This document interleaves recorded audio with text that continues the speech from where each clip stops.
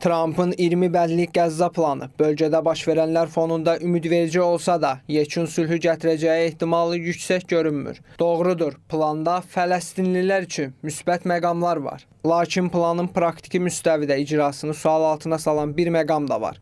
Həmasın silahı yerə qoyması və Qəzzanın idarə etməsindən uzaqlaşdırılması. Trump bəyan edib ki, Həmasın birbaşa və ya dolayı yolla Qəzzanın idarə olunmasında heç bir rolu olmayacaq. Bu, Həmasın tamamilə məğlubiyyəti və siyasi fəaliyyətinə son qoyması deməkdir. Bu baxımdan qruplaşma planla bağlı düşünmək niyyətindədir. Həmas üçün hər iki halda planı qəbul etməyəcəyi və yaxud edəcəyi təqdirdə perspektivlər ümidsiz görünür. Təbii ki, bütün bunların fonunda Qəzzada müharibənin bir müddət də davam edəcəyinə dair fikirlər ortaya atılır. Hamas şu ana kadar buna bir cevap vermedi. Çünkü Hamas kendilerine resmi olarak bir talebin gelmediğini beyan ederek muhatap alınmak istediklerini ortaya koymuş oldukları görülmektedir.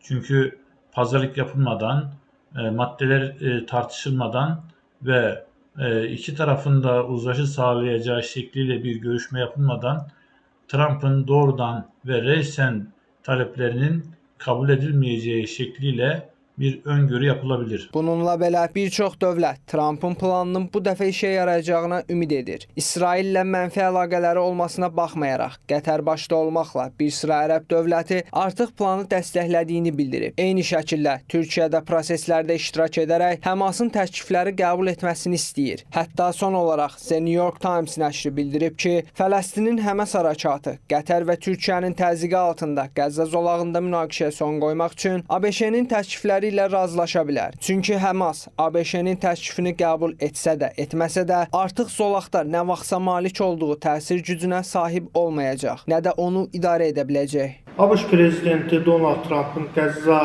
münaqişəsi ilə bağlı 20 bəllik planı İsraillə razılaşdırılıb. Həmçinin Qətər, Səudiyyə Ərəbistan, Türkiyə, Avropada buna dəstək verir. Təbii ki, əgər Qətər bu planı qəbul edirsə, Həmas da qəbul etməlidir. Həmasın çıxış yolu yoxdur. 70 saat vaxt veriblər, girovlar azad olunmalıdır. Təbii ki, bu plan qəbul edilibsə, Türkiyə, Qətər və Avropa tərəfindən, həmçinin İsrail tərəfindən demək plan icra olunacaq. Qəzzada proseslərin hansı formada davam edəcəyini son 48 saat və Həmasın atacağı addımlar göstərəcək.